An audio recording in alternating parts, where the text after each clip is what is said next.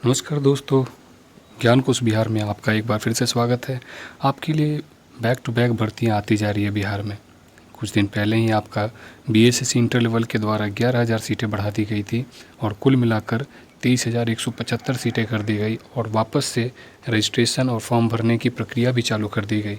अब एक और नई भर्ती बिहार में आई है, वो है केंद्रीय चयन पर्षद बिहार के द्वारा बिहार पुलिस में अलग अलग पदों के लिए, जिसके विज्ञापन संख्या 3/2025 है और इसके तहत आपको करीब 4,000 ये देखिए 4,128 सीटें इसमें जारी की गई हैं, जिसमें मद्य निषेध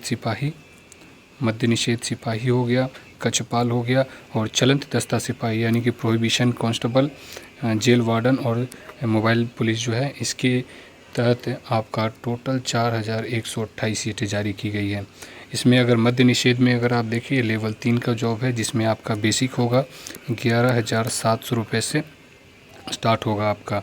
इसके ऊपर आपको अभी के समय वर्तमान समय में 58% डीए मिलेगा और अन्य भत्ते अगर आपको मिलते हैं तो अगर पूरा जोड़े तो आपको करीब 36 से 37,000 रुपये स्टार्टिंग होने वाला है आपका। इसमें कक्षपाल में भी सेम उतना ही है और चलन दस्ता जो है ये लेवल 2 का जॉब है। लेवल 2 का जॉब कहने का मतलब कि आपका बेसिक जो स्टार्ट होगा वो 19,900 रुपये से स्टार्ट होगा। इसके ऊपर 58% का भत्ता आपको डीए मिलेगा और अन्य जो भत्ते होते हैं वो आपको मिलेंगे।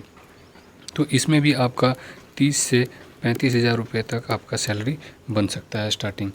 तो देखें कुल भर्ती जो है 4,128 सीटें हैं। इसमें मद्य निषेध के 1,603 सीटें हैं, कक्षपाल के 2,417 और चलंत दस्ता सिपाही में 108 सीटें हैं।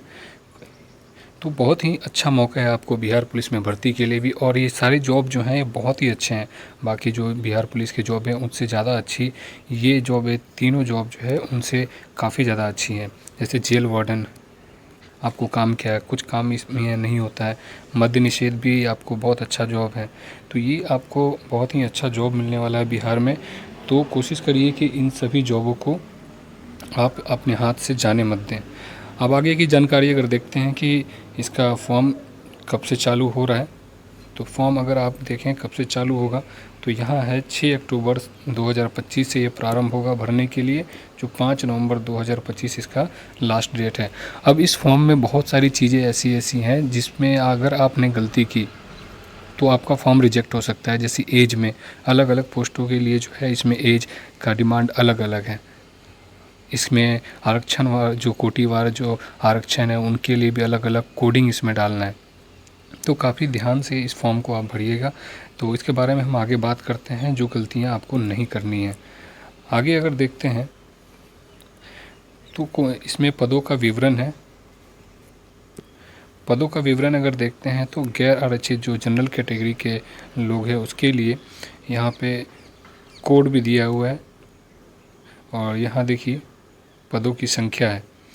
जैसे गैर आरक्षित वर्ग है उसके लिए कोड 1 होगा, पदों की संख्या 678 है और बिहार के मूल निवासी महिलाओं के लिए जो है 237 है।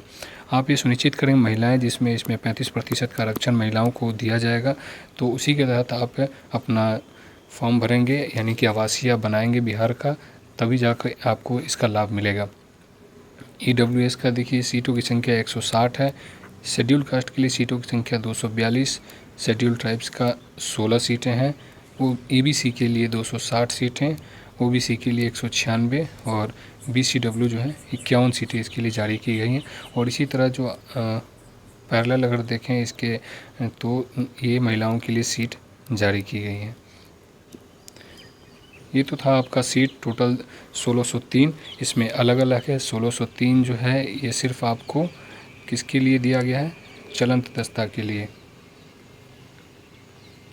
अब अगर आगे देखें कारा एवं सुधार सेवा निरीक्षणालय यानी कि जेल वार्डन के लिए आपका कितने लेवल 3 का जॉब है, और यहाँ पे अगर आप देख सकते हैं तो यहाँ पे आपका दिया हुआ 21,700 से 69,100, यानी कि जब आप शुरू करेंगे तो 21,700 आपका बेसिक होगा और जब इसी पोस्ट के लिए सबसे अंतिम जो बेसिक होगा 69,100 रुपये होता है। ठीक है, तो ये आपका जेल वार्डन का है। इसमें सीटों की संख्या आप देख सकते हैं, टोटल आपका सीटों की संख्या इसमें देखिए तो 781, 2417 सीटें जो हैं टोटल हैं। अब आते हैं चलंत दस्ता सिपाही। चलंत दस्ता सिपाही में इसका बेसिक स्टार्ट होगा 19,900 रुपये से लेकर 63,200 रुपये तक इसका बेसिक स्टार्ट है। इसकी टोटल पोस्ट संख्या 108 है और जो कोटिवार आरक्षण है वो भी मिलेगा इसमें आपको। तो ये था आपका सीट। अभी सीटों के बाद अगर आप देख लें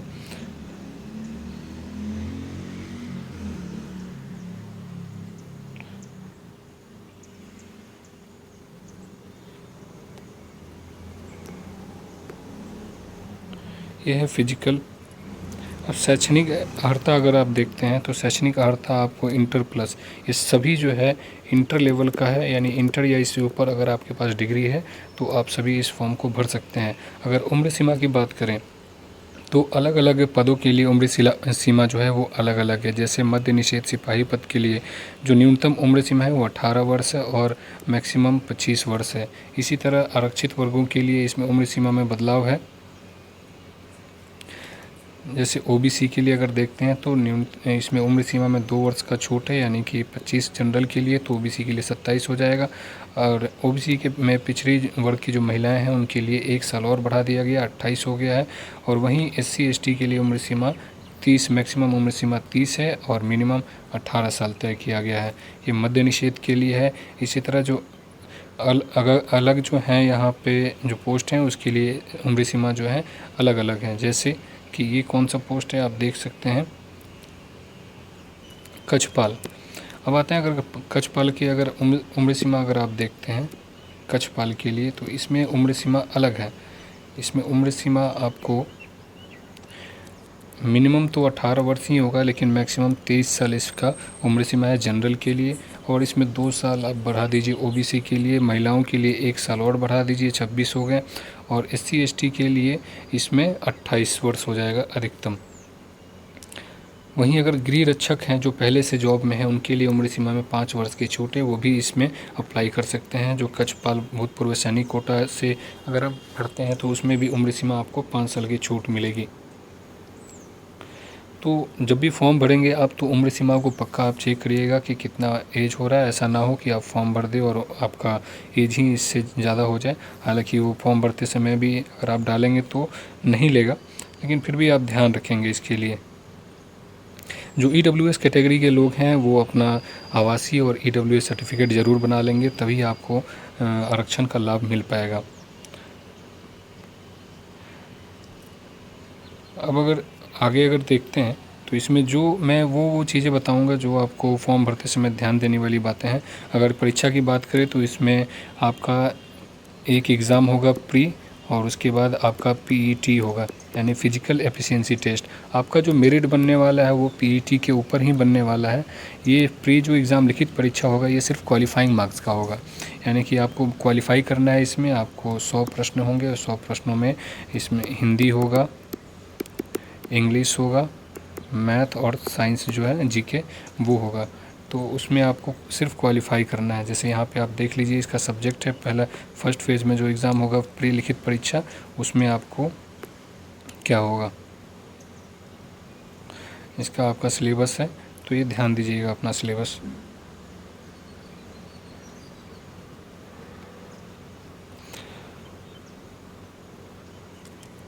ये देखिए यहाँ पे है 10वीं कक्षा में हिंदी, इंग्लिश, मैथ और सामाजिक विज्ञान, जिसमें सारा आ जाएगा, हिस्ट्री, ज्योग्राफी, पॉलिटी, ये सब जो है इसी में आ जाएगा।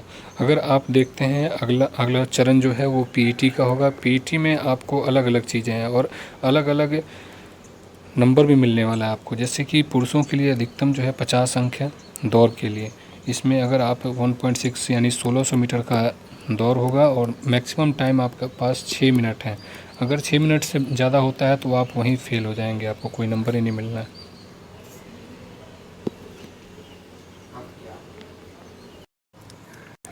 तो सबसे पहला जो होगा आपका वो दौड़ होगा। दौड़ में अगर आप देखें तो 1600 मीटर का दौड़ है और 50 अंकों का ये होगा। अगर आप 5 मिनट से 5 मिनट 20 सेकंड तक अगर आप आते हैं तो आपको 40 अंक मिलेगा। और 5 मिनट से अगर कम में आते हैं तो आपको पूरे के पूरे यानी कि 50 मार्क्स मिल जाएंगे दौड़ में, अगर आपका रनिंग बहुत अच्छा है। इसके लिए बहुत मेहनत करना पड़ेगा आपको फिज़िकल के ऊपर। और इसके अलावा यहाँ देखिए तो 5 मिनट 20 सेकंड से अधिक और 5 मिनट 40 सेकंड तक अगर आप आते हैं तो 30 अंक मिलेगा। यहीं अगर 5 मिनट 40 सेकंड से 6 मिनट तक अगर होंगे तो 20 अंक मिलेगा, और 6 मिनट के बाद आने वाले जो भी अभ्यर्थी होंगे वो फेल माने जाएंगे। सभी कोटि की महिलाओं के लिए जो है 1 किलोमीटर का दौड़ होगा और अधिकतम समय जो है 5 मिनट का है। अगर 4 मिनट से कम में अगर आप 1 किलोमीटर दौड़ जाते हैं यानी कि 1000 मीटर दौड़ जाते हैं तो आपको पूरा मार्क्स यानी 50 अंक मिलेगा। 4 मिनट से 4:20 तक अगर दौड़ते हैं तो 40, 4 मिनट 20 सेकंड से लेकर 4 मिनट 40 सेकंड के बीच में दौड़ते हैं तो 30 मार्क्स, और 4 मिनट 40 सेकंड से 5 मिनट तक दौड़ते हैं तो 20 नंबर आपको मिलेगा। 5 मिनट से अधिक अगर समय लेंगे तो आप फेल माने जाएंगे। वहीं अगर दूसरा जो चरण है वो गोला फेंक का है। गोला फेंक में अधिकतम जो है 25 अंकों का होगा, यानी कि 50 रनिंग के लिए, 25 गोला फेंक के लिए। इसमें क्या है कि 16 पाउंड का गोला होगा और न्यूनतम जो फेंकने का दूरी है वो है 16 फीट, यानी कि आपको कम से कम 16 फीट आपको फेंकना ही पड़ेगा। अगर 16 से कम अगर आप फेंकते हैं तो आप फेल माने जाएंगे। ये सिर्फ पुरुषों के लिए है। 16 से अगर 17 फीट तक अगर फेंकते हैं तो 9 मार्क्स मिलेगा। 17 फीट से 18 फीट तक अगर फेंकते हैं तो 13 नंबर। यही इसी तरह 20 फीट से अगर ज़्यादा जो भी फेंकेगा उसको पूरे के पूरे 25 नंबर मिल जाएंगे। तो ये भी आपका बहुत ही अच्छा नंबर लेने का है तरीका। और सभी कोटि की अगर महिलाओं की बात करें तो 12 पाउंड का गोला फेंका जाएगा। पुरुषों के लिए 16 पाउंड और महिलाओं के लिए 12 पाउंड का गोला।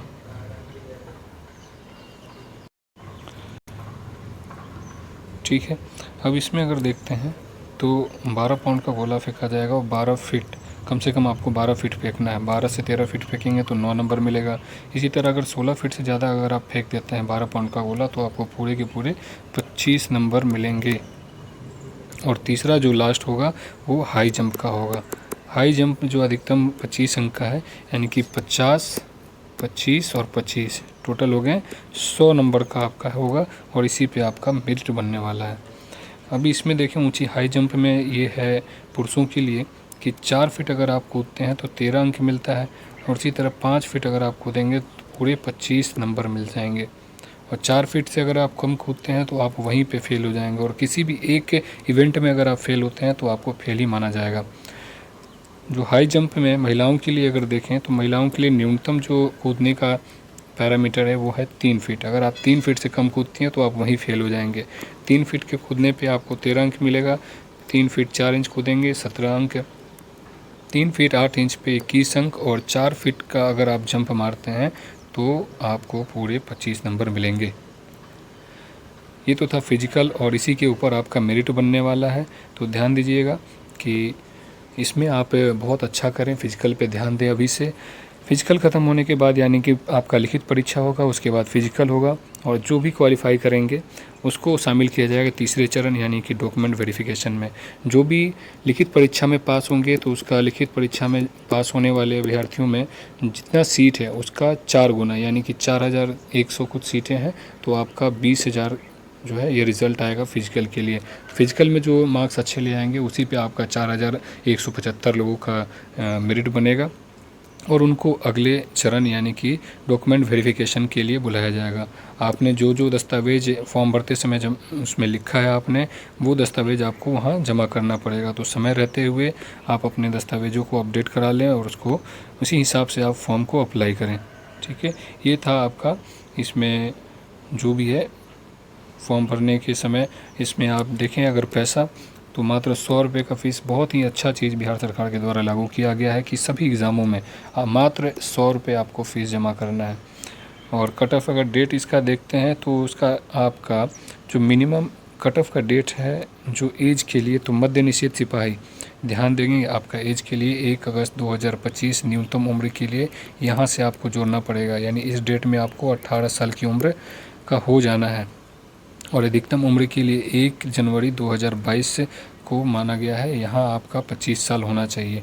इसी तरह अलग अलग पोस्टों के लिए उम्र सीमा जो है अलग अलग तय की गई, न्यूनतम और अधिकतम उम्र सीमा। यहाँ पे आपका देख लीजिए यहाँ भी कारा और सुधार सेवा निरीक्षणालय के लिए यहाँ मिनिमम और मैक्सिमम एज का डेट और साल दिया गया है। इसी हिसाब से आप अपना एज पता कर लें और उसी हिसाब से आप अगला जो है चरण है फॉर्म भरने का वो शुरू करिए। जो लास्ट डेट है फॉर्म भरने का वो है 5 नवंबर 2025 तक। उससे पहले आप अपना फॉर्म भर लीजिए। और ये था आपका जो भी आपको ध्यान देने वाली बातें हैं, किस तरह से आपका परीक्षा होगा, तो वो था। सिलेबस की बात करें तो सिलेबस में आपको पता ही है हिंदी, इंग्लिश, मैथ और जीएस जो है ये सारे इसके सिलेबस में है। 100 प्रश्न होंगे। उस हिसाब से सभी एग्ज़ामों का लगभग यही होता है सिलेबस, तो उस हिसाब से आप तैयारी करिए। इसके अलावा भी बहुत सारे एग्ज़ाम जो हैं वो बिहार में आ चुके हैं, उसके ऊपर मैंने सिलेबस पे और स्टडी प्लान के ऊपर वीडियो बनाया है और मैं चाहता हूँ कि आप उस वीडियो को देखें जिससे आपको काफ़ी फ़ायदा होगा। ठीक है, तो ये था आज का वीडियो। अगर आपको वीडियो अच्छा लगा हो तो प्लीज़ चैनल को सब्सक्राइब करिए, वीडियो को लाइक करिए। धन्यवाद। अगले अपडेट के लिए हमसे जुड़े रहें। Thank you.